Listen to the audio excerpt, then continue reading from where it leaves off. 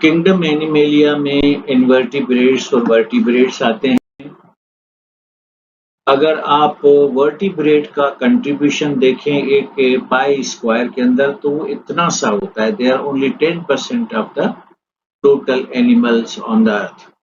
और इनवर्टिब्रेट्स जो हैं ये 90% है। ये देखिए डार्क कलर वर्टिब्रेट्स को रिप्रेजेंट करता है और इसमें 10% एनिमल्स आते हैं, और ये जो लाइट कलर है ये इनवर्टिब्रेट्स को रिप्रेजेंट करता है 90% ऑफ द एनिमल्स। ये मैं आपको कुछ इनवर्टिब्रेट्स दिखा रहा हूँ। ये प्लेनेरिया है, ताल्लुक है फाइलम प्लेटिहेल्मिन्थ से। ये जेलीफिश है, ताल्लुक है नाइडेरिया से। ये स्पंजेस हैं, ये पैराज़ोआ में चले जाएंगे। ये मोलस्का है, ये आर्थ्रोपोडा है, ये भी स्पाइडर भी आर्थ्रोपोडा में है, और श्रिम्प्स भी आर्थ्रोपोडा में है, और स्टारफिश जेली ये जो है वो गाइनोडर्मेटा में है। आइए सबसे पहले हम फाइलम पोरीफेरा के बारे में पढ़ेंगे, जिसे कॉमन लैंग्वेज में स्पंजेस कहा जाता है। बड़े खूबसूरत जानदार हैं। एक जमाना था कि इनको क्लासिफाई किया जाता था as a plant because they are sessile. बाद में रिसर्च से पता चला कि they do not do photosynthesis, तो प्लांट्स में इसको नहीं रखा जा सकता, तो इसका फिर अलग ग्रुप बनाया गया और ये कहलाया फाइलम पोरीफेरा, जो ग्रुप पैराज़ोआ में है। अब आइए इसके कुछ कैरेक्टर्स पढ़ते हैं और आपको अब फील होगा, अगर हमने टर्मिनोलॉजी ना पढ़ी होती तो ये आपको मुश्किल लगता। एक तो ये कि ये सिंपलेस्ट मेंबर्स हैं किंगडम एनिमेलिया के। इससे ज्यादा कोई दूसरा जानदार सिंपल नहीं हो सकता, क्योंकि इनके पास न सिस्टम्स हैं, न ऑर्गन्स हैं, न टिश्यूज हैं, कुछ भी नहीं है। और सेल्स अगर हैं तो भी एक सेल को दूसरे सेल का इल्म नहीं है कि वो क्या करता है। तो पोरीफेरा सबसे ज्यादा सिंपलेस्ट है, मल्टी सेल्यूलर है, नो टिश्यूज नो ऑर्गन्स इनमें नहीं होते, और मोस्टली एसिमेट्रिकल होते हैं। बता चुका हूं, दोबारा से रिपीट नहीं करूंगा। एसीलोमेट होते हैं, यानी सीलोम नहीं होता। ये सेक्चुअली भी रिप्रोड्यूस कर सकते हैं और एसेक्चुअली भी रिप्रोड्यूस कर सकते हैं। इसको मैं थोड़ा आगे चल के एक्सप्लेन करूंगा। इसका एडल्ट जो होता है वो सेसाइल होता है, यानी ये समंदरों के अंदर। अच्छा, इसकी 5000 स्पीशीज हैं, जिसमें से 150 फ्रेश वाटर में रहती हैं, बाकी सारी मैरीन वाटर में रहती हैं। तो इसका एडल्ट जो है सेसाइल होता है, और जायगोट जो है वो प्रोटोजोन लाइक होता है, और they live in aquatic environment, यानी खुश्की पे नहीं पाए जाते। ये आपको सिर्फ और सिर्फ पानी में मिलेंगे, चाहे वो फ्रेश वाटर हो या फिर वो मैरीन वाटर हो। ये जो पोरीफेरा है, इसके बॉडी में 3-4 किस्म के सेल्स पाए जाते हैं। आइए इनके बारे में पढ़ते हैं। आप इसकी बॉडी के बाउंड्री को देखिए। इसमें जो सेल्स पाए जाते हैं ये वाले, इन्हें कॉलर सेल्स भी कहते हैं और इन्हें चेनोसाइट्स भी कहते हैं। और याद रखिएगा, चैनोसाइट्स फकत इसी फाइलम के अंदर मौजूद होते हैं। तो ये स्पंज है, ये इसका होल्ड फास्ट है, यानी यही वो जगह है जैसे आपके पांव जमीन से चिपके हुए हैं, इस तरह से इनके होल्ड फास्ट पानी में पड़े पत्थरों से चिपके हुए होते हैं।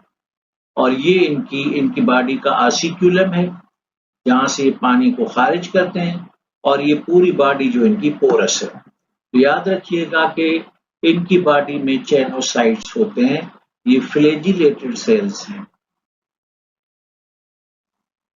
दूसरा, इनकी बॉडी में चैनोसाइट्स के पीछे होते हैं अमीबोसाइट्स। ये देखें, ये चैनोसाइट है, ये वाला, और ये पीछे अमीबोसाइट है।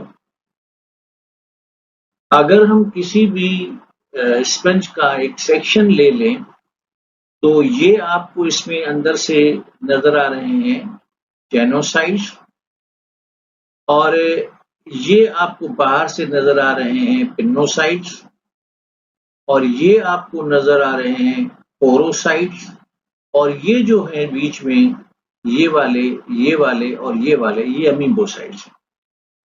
तो ये वाले पिनोसाइट्स हैं, ये अमीबोसाइट हैं, ये पोरोसाइट्स हैं और ये चैनोसाइट्स हैं। और बीच में ये जो स्ट्रक्चर्स हैं, जैसे मेरे और आपके जिस्म में हड्डियां होती हैं, वैसे इनके जिस्म में हड्डियों की जगह शार्प स्पिक्यूल्स होते हैं जो कि इसकी बॉडी को शेप दे के रखते हैं। ये जो स्पिक्यूल्स हैं मुख्तलिफ पोरीफीरा में अपनी कंपोजिशन के हिसाब से मुख्तलिफ होती हैं। मसलन फाइलम पोरीफीरा में जानदारों का एक ग्रोह है जिसे कल्केरिया कहते हैं। इनकी वजह शोहरत ये है कि इनके स्पिक्यूल्स लाइम या क्रिस्टल के बने होते हैं। तो ये कल्केरिया ग्रुप में लाइम क्रिस्टल से बने हुए स्पिक्यूल्स पाए जाते हैं। हेक्सेक्टिनिला में स्पिक्यूल्स सिलिकॉन के बने होते हैं। डीमोस्पेंजिया में प्रोटीन्स के बने होते हैं। ये डीमोस्पेंजिया है, ये प्रोटीन के बने होते हैं स्पिक्यूल्स। अच्छा, रहा सवाल ये कि ऑस्टिया क्या है। तो मैंने आपको पहले तस्वीर दिखाई कि ऊपर एक सुराख बना हुआ था जहां से मैंने कहा कि पानी निकलता है, वो है ऑसिक्यूलम, और पूरी बॉडी पे जो पोर्स पाए जाते हैं वो कहलाते हैं ऑस्टिया। ये मुलाहिजा करें, ये छोटे छोटे सुराख ऑस्टिया हैं और ये जो है ऑसिक्यूलम। ये लोग क्या करते हैं कि पानी में शिकार को अंदर ले आते हैं, और जब ढेर सारे शिकार अंदर ले जाएं तो शिकार तो बॉटम में सेटल हो जाता है, और फिर ये अपनी बॉडी को कंप्रेस करते हैं। इधर से भी अंदर की तरफ कंप्रेस करेंगे, इधर से भी अंदर की तरफ कंप्रेस करेंगे तो पानी बाहर निकल जाएगा ऑसिक्यूलम से। कॉलर सेल्स क्या है, मैंने आपको बताया कि ये जो अंदरूनी सेल्स होते हैं जिन्हें चैनोसाइट्स कहा जाता है, ये असल में इनके कॉलर सेल्स, इनको एपिथेलियल सेल्स भी कहा जाता है। फाइलम पोरीफीरा में जो स्पंजेस हैं उनकी बॉडी में मुख्तलिफ सेक्शंस होते हैं। अगर बॉडी में पानी को एक ही बैरियर क्रॉस करके सेंट्रल कैविटी में आना है तो ये एस्कोन है, और अगर दो बैरियर क्रॉस करके आना है तो ये साइकोन है। और यहाँ देखें, यहाँ पहला बैरियर, यहाँ दूसरा बैरियर, यहाँ तीसरा बैरियर, तो ये ल्यूकोन है। तो बॉडी में सेंट्रल कैविटी तक पहुंचने के लिए पानी को या शिकार को कितने रुकावटों में से गुजारा जाता है? एस्कोन 1, साइकोन में 2 और ल्यूकोन में 3। Why sponges are called filter feeders? क्योंकि मैंने आपको बताया कि ये पानी में जो मौजूद छोटे छोटे कीड़े होते हैं, तो ये पानी समेत उन कीड़ों को अपने बदन में अंदर लाते हैं और फिर थोड़ा सा मूव करते हैं, तो ये जो कीड़े अंदर आए वो डेड हो जाते हैं, उनकी सेटलमेंट हो जाती है बॉटम में। बाकी ये बॉडी को कंप्रेस करके रिमेनिंग वाटर को बाहर निकाल देते हैं। ये पानी में से शिकार को फिल्टर करके पानी बाहर निकाल देते हैं। और अगर किसी स्पंज का साइज 10 सेंटीमीटर हो तो वो 30 लीटर पानी रोजाना फिल्टर करता है और उसमें से अपनी ग़िज़ाइयत वसूल। What is the amphiblastula? जनाब, ये लार्वा है इनका, क्योंकि ये जब सेक्सुअल रिप्रोडक्शन करते हैं तो स्पर्म बनाते हैं, ओवम बनाते हैं। स्पर्म रिलीज होकर ओवम को फर्टिलाइज करता है, फिर जायगोट बनता है, फिर जायगोट डेवलप हो जाता है तो उसमें से लार्वा बनता है, और फिर लार्वा से आगे एडल्ट बनेगा। तो ये एम्फीब्लास्टुला स्पंजिस का लार्वा है। लेकिन जब फाइलम पोरीफीरा के जानदार एसेक्सुअल रिप्रोडक्शन करते हैं तो ये अपने कॉलर सेल्स के बीच में ये ग्रीन कलर के सेल देख रहे हैं, इनको कहते हैं गेम्यूल। ये पैदा करते हैं और ये गेम्यूल्स यहाँ यूं समझे कि ये इंटरनल बडिंग है। यीस्ट में बडिंग एक्सटर्नल होती है, हाइड्रा में बडिंग एक्सटर्नल होती है, लेकिन स्पंजेस में बडिंग इंटरनल होती है। तो इस इंटरनल बडिंग में ये क्या होता है कि पूरी बॉडी में ये छोटी छोटी गेम्यूल्स डेवलप हो जाती है, फिर ये बॉडी रप्चर होगी, इसमें से गेम्यूल रिलीज होंगी और हर गेम्यूल से एक नया जानदार जन्म लेगा। अब यहाँ पे मैं थोड़ा आपसे एक और बात शेयर करता हूँ। मिसाल के तौर पर ये हम ले रहे हैं हाइड्रा, तो हाइड्रा में बर्ड जो है वो बाहर से बनी और ये बर्ड फिर अलग हो जाएगी। मदर हाइड्रा अपनी जगह रहेगा, बर्ड अलग हो जाएगी और इस बर्ड से फिर नया हाइड्रा आएगा। इसमें ऐसा नहीं होता, इसमें मदर ऑर्गेनिज्म सरवाइव करता है और बर्ड जुदा हो जाती है। इसमें मदर ऑर्गेनिज्म पूरी की पूरी इसमें गेम्यूल्स में कन्वर्ट हो जाता है और एंड में मदर ऑर्गेनिज्म बस्ट होगा और उसमें से गेम्यूल्स निकलेंगी और गेम्यूल्स में से नया स्पंज निकलेगा। यानी इस सिलसिले में मदर ऑर्गेनिज्म सरवाइव नहीं करता इंटरनल बडिंग में, और एक्सटर्नल बडिंग में मदर ऑर्गेनिज्म सरवाइव करता है।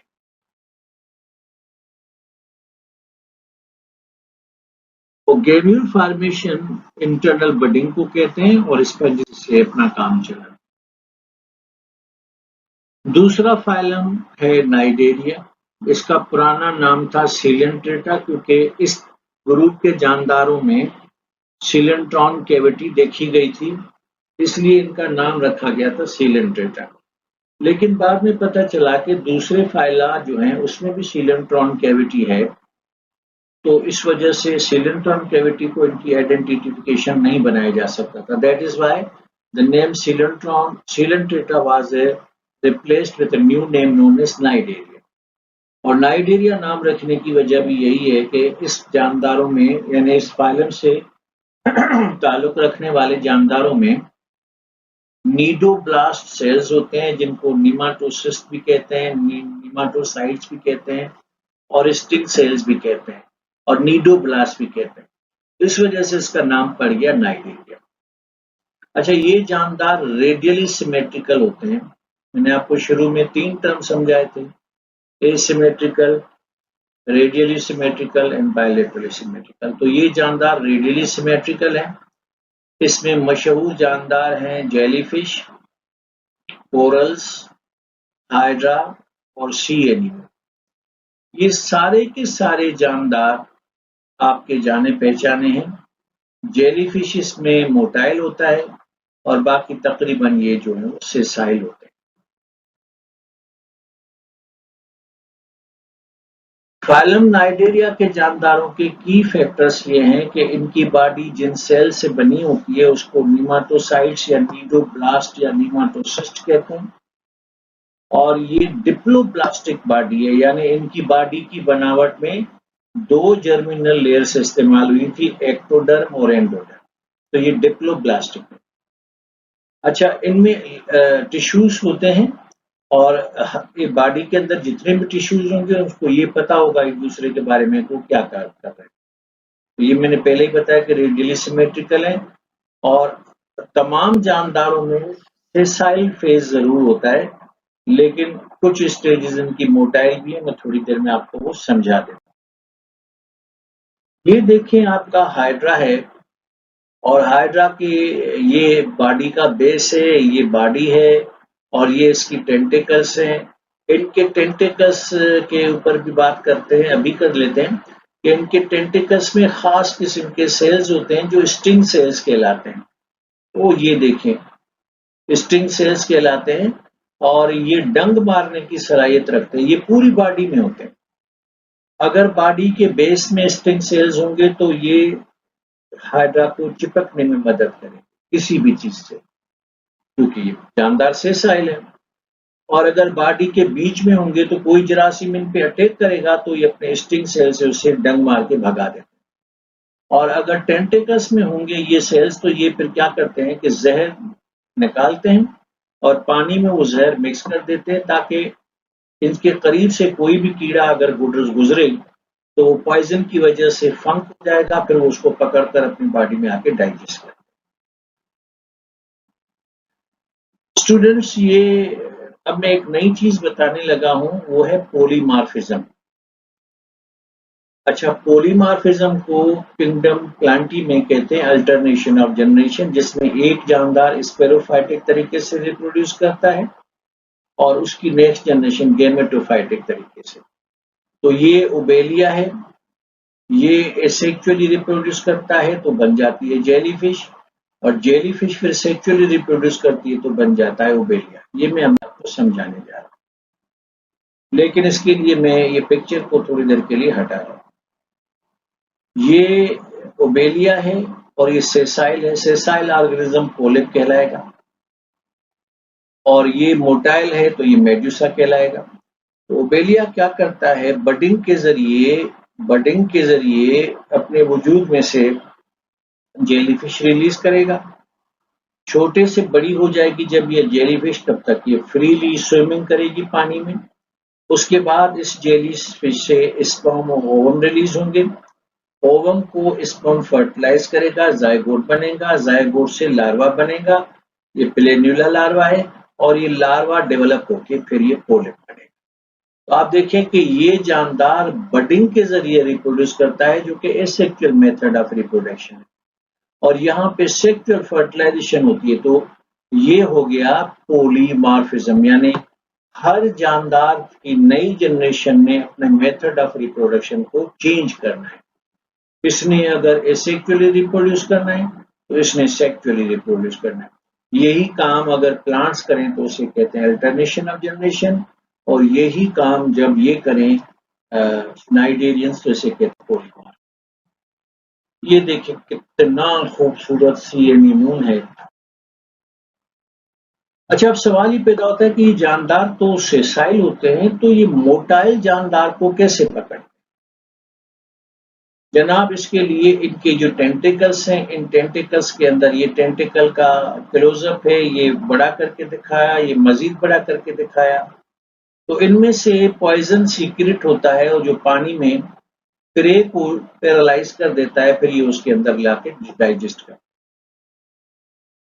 फाइलम नाइडेरिया के जानदारों में एक और खसलत भी होती है कि इनके बॉडी से कुछ सीक्रीशंस प्रोड्यूस होती है, और वो सीक्रीशंस जब सॉलिड हो जाती हैं तो उससे समंदर के अंदर, बॉटम ऑफ द सी, कुछ स्ट्रक्चर्स बनते हैं जिसे कोरल रीफ्स कहते हैं, और ये मछलियों के छुपने की आला जगह है।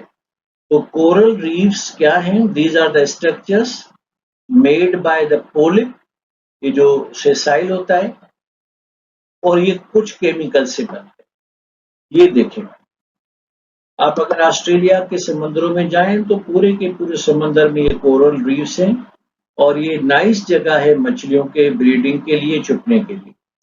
और उनमें से एक का नाम है ग्रेट बैरियर रीफ, और ये कराची के साहिल में भी है, और पाकिस्तान के पास 5 इलाके हैं जो साहिली हैं, उनमें भी हैं। लेकिन क्रिस्टल क्लियर समंदर जहां पर भी है वहां पे कोरल रीफ्स होते हैं, और ये बड़े काम की चीज है। मिसाल के तौर पर इन कोरल रीफ्स को ले आके और इनमें से ज्वेलरी के आइटम्स बनाए जाते हैं। अब ये देखें, ये आपका याकूत है, ये ज्वेलरी का आइटम है, और नेकलेस बनवा लें, अंगूठी बनवा लें, कुछ भी बनवा लें, बुंदे बनवा लें। और बाज ऐसे हैं कोरल्स के जिससे हिकमत वाली जो मेडिसिन है, जिसको ईस्टर्न मेडिसिन कहते हैं, आप जो पढ़ने जाएंगे एमबीबीएस, वो वेस्टर्न मेडिसिन है, लेकिन जो हिकमत होती है, हकीमों का इलाज, जो ईस्टर्न मेडिसिन है। अब इसमें देखें, ये जो कोरल रीफ्स है, इसमें से खमीराए मरजान बनाया गया है। आप इसकी एडवर्टाइजमेंट पढ़ें तो आपको पता चल जाएगा कि खमीराए मरजान बालों को काला करने के लिए, ये करने के, मतलब ये कोई जुबेदा पका टूटका नहीं है, ये ईस्टर्न मेडिसिन है। ये मैंने थोड़ी देर पहले आपको एक्सप्लेन किया।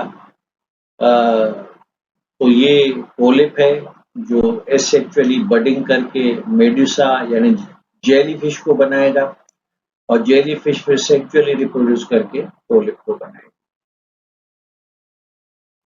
ये आज के लेक्चर की आखिरी स्लाइड है। ये भी मैंने पिछले स्लाइड में दिखाई थी कि जब फर्टिलाइजेशन के बाद जायगोट बनता है और जायगोट के बाद लार्वी बनता है, तो नाइजीरियंस के लार्वी को प्लेन्यूरा लार्वी कहते हैं और इस लार्वी के बाद जो है ना वो पोलिप जानदार जन्म, यही लार्वी ग्रो करेगा, डेवलप करेगा तो पोलिप आएगा। तो स्टूडेंट्स, इसके साथ ही हमारा दो फाइलम्स आज मैंने कवर किए, एक है पोरीफेरा और दूसरा है नाइडेरिया। मेहनत करें और दबा के मेहनत करें, आपके पास वक्त कम है, रिवार्ड मेरा रब देता है। शुक्रिया।